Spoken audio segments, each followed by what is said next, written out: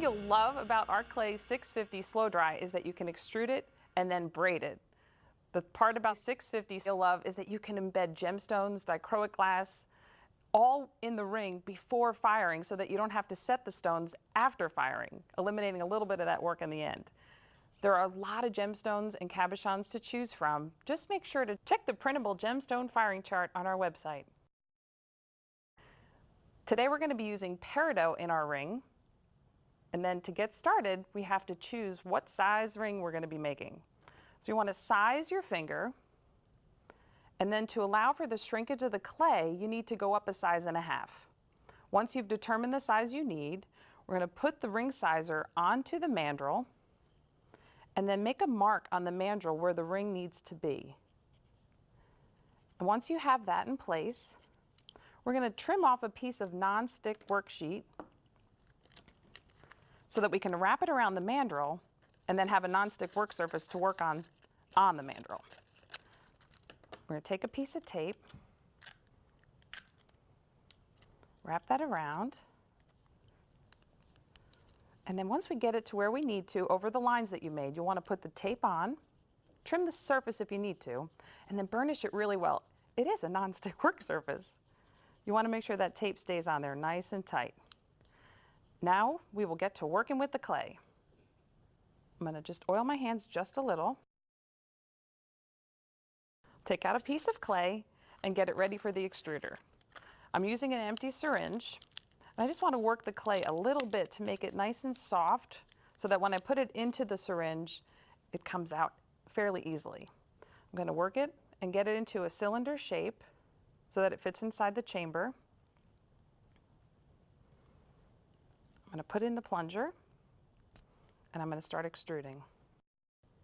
And sometimes it cooperates really nicely, and it comes out all in one fell swoop. There. Isn't that cool? Okay, now I want to take and make 3 even ropes so that I can do my braid. And I'll just trim that up so each end is cut apart. The ends don't matter, so you can cut them as however you'd like. And I'm just going to start braiding. And you want to make those braids pretty close together.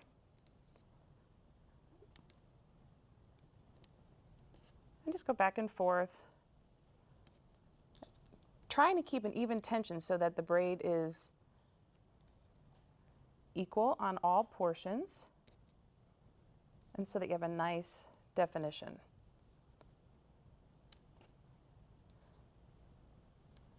See, it's really not hard at all. And because it's slow dry, the clay just hangs in there and doesn't stiffen up too soon. If it does, if you live in a drier climate and your clay is starting to dry, you can use your spritzer of water and just give it a little spritz. You'll have your marks on the mandrel where you need your ring to be sized to. And I'll come from underneath. And then this design here is freeform. You can do whatever you like. I just like to wrap it over and then make kind of a figure 8 at the top. But really, you can do whatever you want at this point. This is where your creativity can come in. Don't have to use my design. And you make that nice and neat. See, the mandrel wants to move on you, so you want to hold it steady. And use your tools to get in there. And then just trim it. I like to use a little bit of water at this point so that all the places that overlap will stick together. And you'll see it's a little messy maybe when you're working it at this point. You can refine it and sand anything you don't want later. Just let it dry, let it be. The clay will start to stiffen up, so you don't want to overwork it. Once you have one dry, you can add your next piece. We have one dry here. And you can see as it shrunk, in drying, it doesn't fit down as far on the mandrel. It won't be that much of a difference. And you want to extrude another rope and lay one along the edge. And you want to work that in there using your paintbrush. And you want to have a rope that'll go all the way around. I just used what was left on the work surface, but you'll want to extrude a new one and go all the way around. And I have one already done.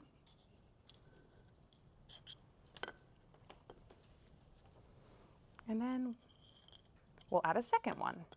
So see here we have our first one all the way around. And then you'll add a second one, same thing. And I'm just, again, just to show you how it works, I'm just using the pieces I have left over. And you'll go all the way around and make that nice and neat so you have a double band around each of the braids.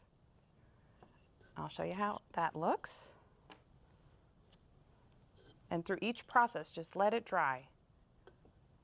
See, we have both bands on either side of the braid, and then you'll want to refine it. This is where we're getting very close to being finished, so you want to really take the time to get in there and refine those edges.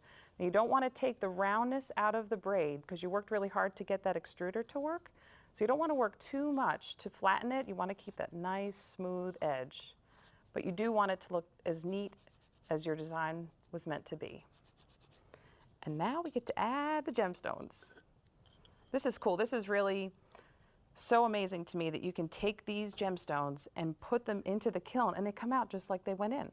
So I use my syringe. This is different than what we used earlier to extrude with. This is the syringe type. And I'm just going to place a nice controlled amount of clay there. And you want it to be a nice amount because you want the clay to come up around the cabochon and hold it in place like a bezel in a metalsmithing setting. And I'll pick up my cabochon. Sometimes they slip out of the tweezers, so be patient with them.